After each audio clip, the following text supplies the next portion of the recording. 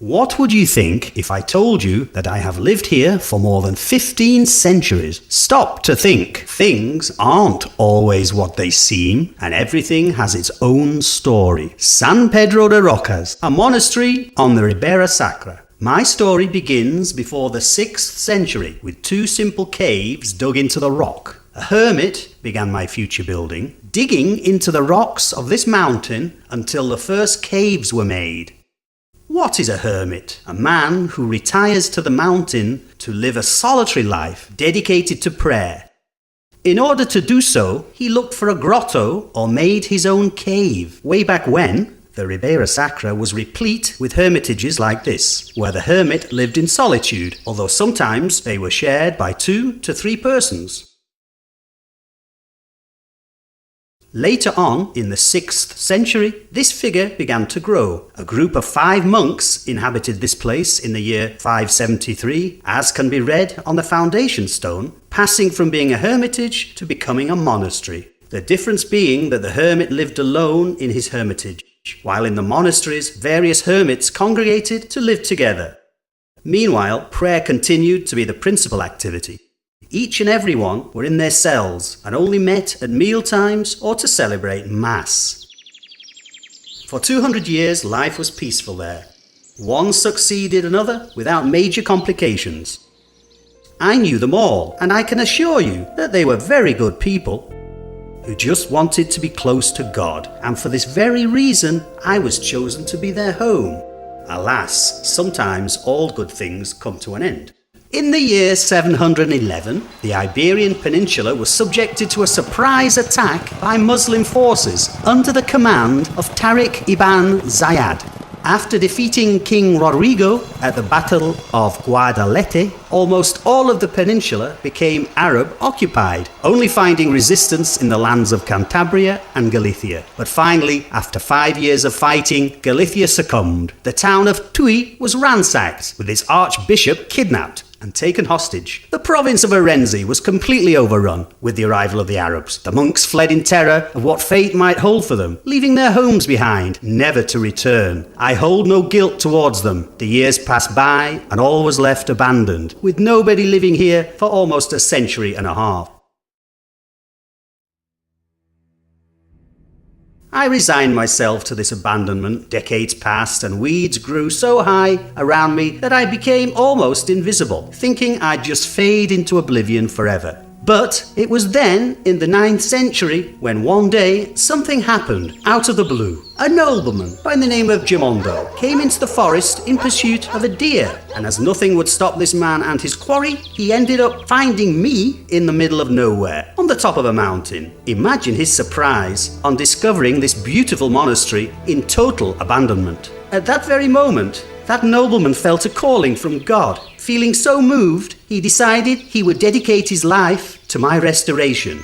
Several more years passed with my new incumbent, and little by little, life was beginning to be returned to me, when one day a group of hunters appeared, who, having found this place, were so surprised by Gimondo's decision that they decided to take up residence here, naming this humble monastery, of which I speak, Abad. And when these events reached the ears of the kindly monarch Alfonso III, this marvelous king, he decided to donate this land and its rich resources to the 9 monks. And all this I tell you is the truth, and it happened. A document exists signed by King Alfonso V that records all these events. And forgive me if I'm a liar, the foot of the altar that was in my church remains today. Again, I had given up. The years flew past and the weeds grew all around me. Sometime around the turn of the 10th century, we passed on to become dependent on the administration of Celanova. Although the Rocas monks continued on independently, the building began to grow until we even had a school, which ironically finished up giving us problems. They say children are the flesh of Barabbas, although this may be a little exaggeration. I hazard a guess what Aliotto was thinking at that time, at the beginning of the 11th century.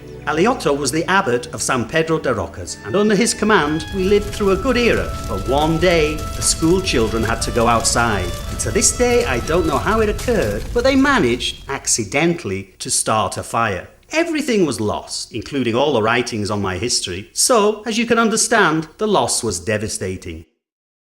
Others resigned themselves to the disaster.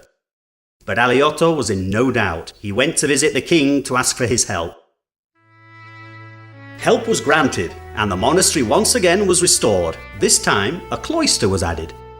It was a great moment. We arose from our ashes. But, as always, there was a surprise in store for us. Little did we know how much it was going to change our lives. Our monastery was never too big. But in the year 1159, King Alfonso VII conceded us 2 royal privileges, bringing about enormous changes. It consisted of the granting of 3 dwellings and the land around Villa de Veille.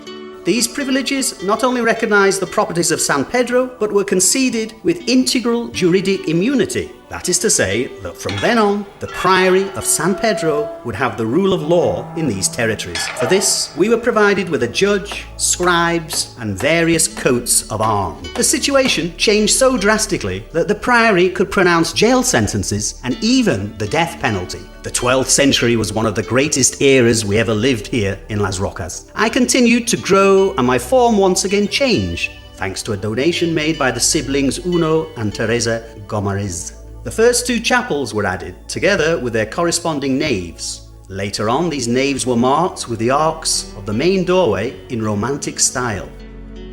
If you approach the nave on the left, we can see remains of paint on one of the walls. Although it can't be seen very well, it represents what was once a Mappa Mundi, the only one in Spain. There is no other representation on a mural with this theme at this point in history anywhere else on the peninsula. As luck would have it, its disappearance was avoided in the following century as they continued with the restorations. Certainly, it was a moment of splendour. Taking into account my size, at that point in time, I had 13 monks living in Las Rocas. All of Europe rejoiced at this great advance in an era of growth where Christianity had barely marked its 200 years. Many churches and cathedrals were constructed all over the continent, and thanks to the Santiago Way, Galicia was connected to the exterior, and here many foreign architects came with new constructive solutions. It was in this era that the building of the cathedral at Orense commenced. However, things began to radically change in the 14th century, and disputes arose everywhere. Christianity was divided by the schism in the West, the Turks advanced on Europe. The nobility rebelled against the power of the monarchies, and on top of that, the Great Plague carried away 1/3 of the population. Things were looking bad for everyone. What could possibly happen next? With the way things were going, anything, the bad times were here once again. Decline. This was for us. The 14th century, the wars and the plague brought hunger and misery, and many religious leaders forgot their congregations, beginning to look after their own interests solely, looking at ways to attain wealth and material gain. Many monasteries ran to ruin, inspiring in 1499 the reformer Friar Rodrigo de Valencia to visit one by one all the Benedictine monasteries in Galicia, making the discovery that many of them neglected religious practices. When not committing terrible blasphemies, some abbeys took the opportunity to enrich themselves, and who knows who was on his visit was able to get away with the convent silver on his departure. The solution was the Benedictine reform that Friar Rodrigo was able to impose, with the approval of the Catholic kings. The reform consisted of annexing the smaller monasteries from each zone to a large monastery that would take over and control its activities. San Pedro de Rocas was passed on to become a priory under the administration of Celanova.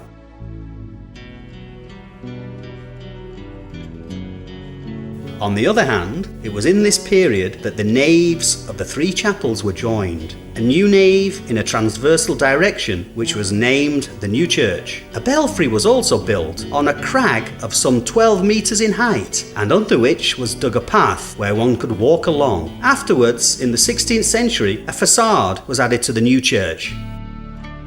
But yet, problems continued. New orders, such as the ones of San Francisco and San Agustin, were grown so much that it led to the old Benedictine monasticism losing its old strength. In Rocas, we accused our very own order when, in 1568, the licentiate Pedro de Castro came to visit us. I was left with just 3 monks who said Mass on Sundays and festival days. The last setback was a new fire in 1641 that was provoked by the carelessness of a servant, which totally destroyed the monastery. The part you are in now was the construction that followed after this latest disaster. So now there is little more to recount. More priories followed until the disentailment. The church's assets were put up for public auction and afterwards returned to being occupied for many years. One day, high up high, you will find in the clay the following. Is this what life holds? No, I regret nothing, and I don't know about you, but I'm waiting patiently for the next chapter in my history.